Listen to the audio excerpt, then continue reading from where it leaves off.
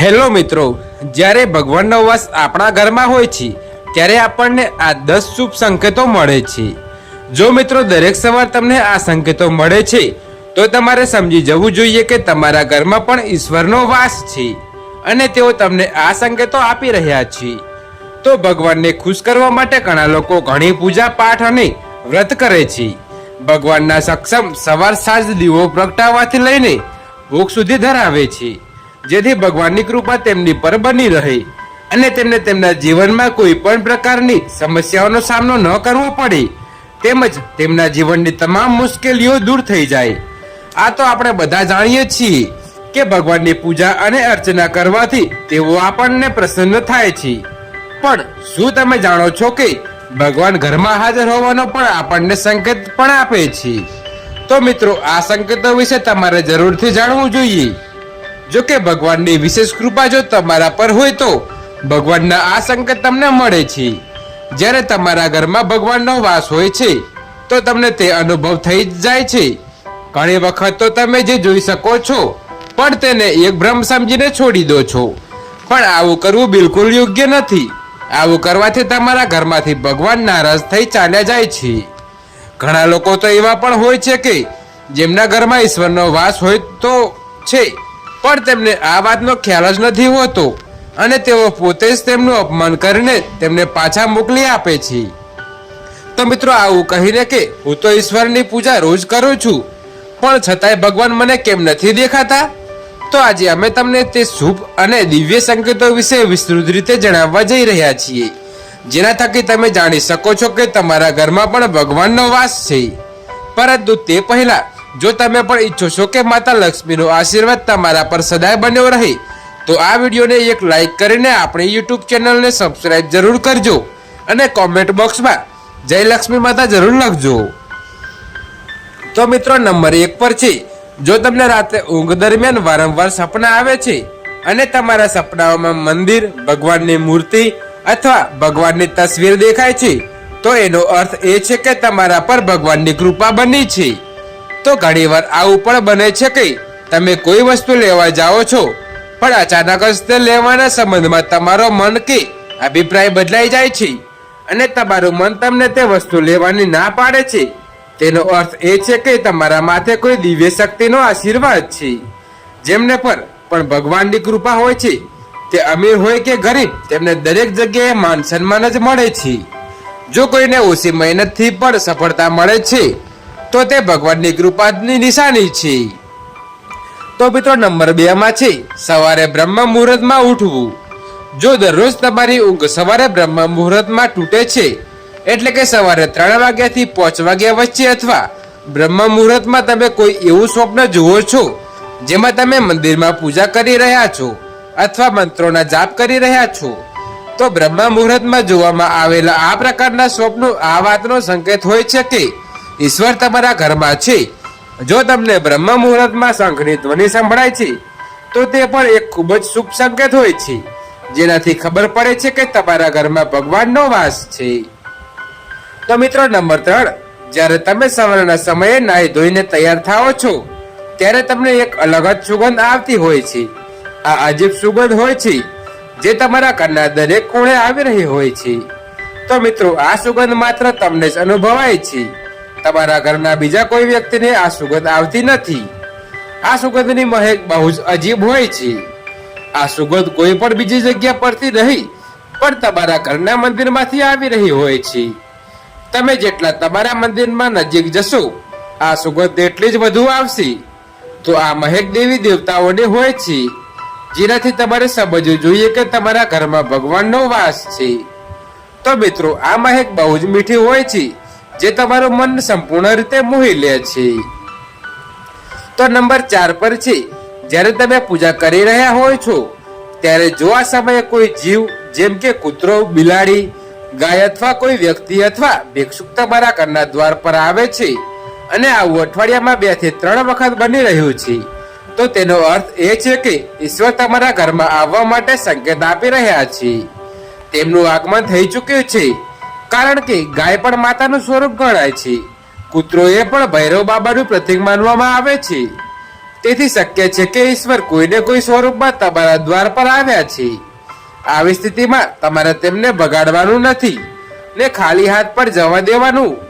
તો તમારી ઈચ્છા શક્તિ અનુસાર તેમને કંઈક ને કંઈક જરૂરથી આપવું જોઈએ. તમે તેમને ભોજન પણ કરાવી શકો છો અને તેને માન સન્માન સાથે વિદાય કરવી જોઈએ. તો મિત્રો નંબર 5 માં છે ઘરના મુખ્ય દ્વાર પાસે ચકલીનો માળો બનાવવું. જો મિત્રો તમારા ઘરમાં અથવા તમારા ઘરના મુખ્ય દ્વારના નજીક ચકલી પોતાનો માળો કે ઘર બનાવે છે તો તે ખૂબ જ શુભ સંકેત છે. તેનાથી ખબર પડે છે કે તમારી પૂજા સફળ થઈ છે અને ભગવાન તમારા પર પ્રસન્ન છે. તો ચકલી કે તેના બચ્ચાને તમારે ક્યારેય બીવડાવવા ન જોઈએ, પરંતુ તેમને દાણા પાણી આપવું જોઈએ. આ સાથે જ પૂજા કરતી વખતે જો તમે ભાવુક થઈ જાઓ અને તમારી આંખોમાંથી આંસુ આવી જાય તો તેનો અર્થ એ છે કે ભગવાનને તમારા મનની પુકાર સાંભળી લીધી છે અને જલ્દી જ તમારી દરેક મનોકામના પૂરી થવાની છે. તો નંબર 6 પર છે શંખનો અવાજ આપે છે. તો મિત્રો શુભ સંકેત હિન્દુ ધર્મમાં શંખને ખૂબ જ મહત્વ આપ્યું છે. શંખના અવાજને જ શુભ માનવામાં આવે છે.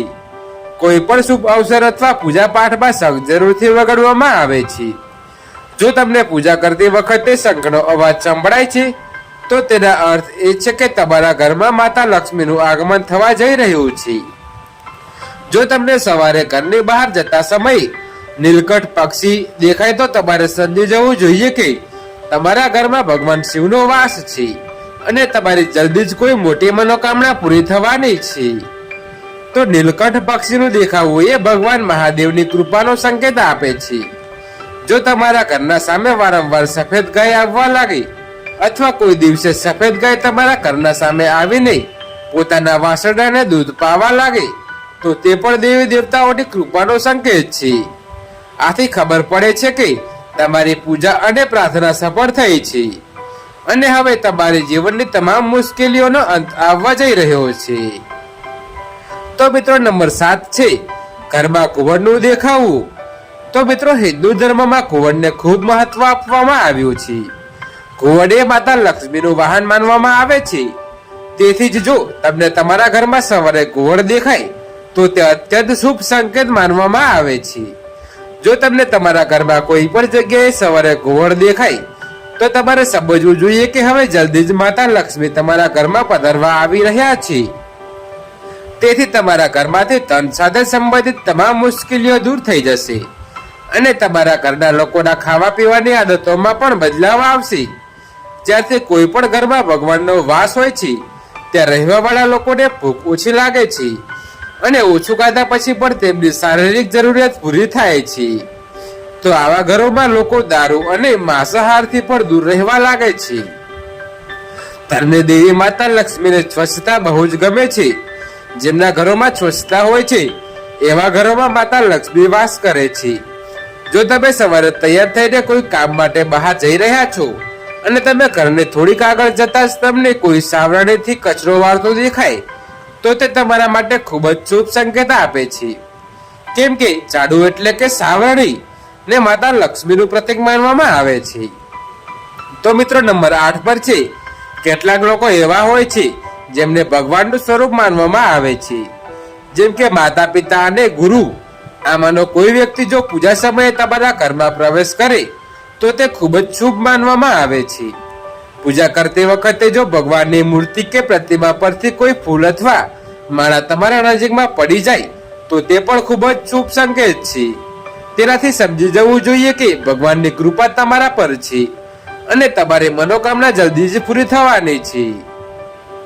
તો મિત્રો નંબર 9 માં છે પૂજા દરમિયાન ઘરમાં કોઈ મહેમાન ન આવવું. તો મિત્રો ઘરમાં આવેલા મહેમાનને ભગવાનનું સ્વરૂપ માનવામાં આવે છે અને જો તમે પૂજા કરી રહ્યા હો અને તે સમયે કોઈ મહેમાન તમારા ઘરમાં આવે તો તેનો અર્થ છે કે સાક્ષાત ભગવાન તમારા દ્વાર પર આવ્યા છે. સાથે જો તે આવેલા મહેમાન તમારા માટે કોઈ ભેટ લઈને આવે છે તો તેનાથી તમારે એવું સમજી જ લેવું જોઈએ કે ભગવાનને પૂજા સ્વીકારી લીધી છે. અને જો પૂજા દરમિયાન ચાલુ દીવાની જ્યોત એકાએક તેજીથી બળવા લાગે તો તમે સમજી જાઓ કે તમારી પૂજા સિદ્ધ થવા જઈ રહી છે અને ભગવાનની કૃપાથી તમારા દુઃખ ભર્યા દિવસો જલ્દી જ વિદાય લેવાના છે. અને તમારા ઘરમાં ખુશાલી આવવાની છે. તો મિત્રો આ તમામ માહિતી સામાન્ય રસ રૂચિને ધ્યાનમાં રાખીને આપવામાં આવે છે. અમારો હેતુ ક્યારેક પણ કોઈની અભાવનાઓને ઠેસ પહોંચાડવાનો નથી. અમે આ સંદર્ભમાં કોઈ દાવો કરતા નથી. તો મિત્રો તમને અમારી આ સ્ટોરી કેવી લાગી કમેન્ટમાં જરૂર જણાવજો. અને અમારી ચેનલ પર નવા છો તો આવે બીજી અવનવી સ્ટોરી જોવા માટે અત્યારે જ અમારી ચેનલને સબસ્ક્રાઇબ કરી દેજો. વિડીયો પૂરો જોવા બદલ ધન્યવાદ.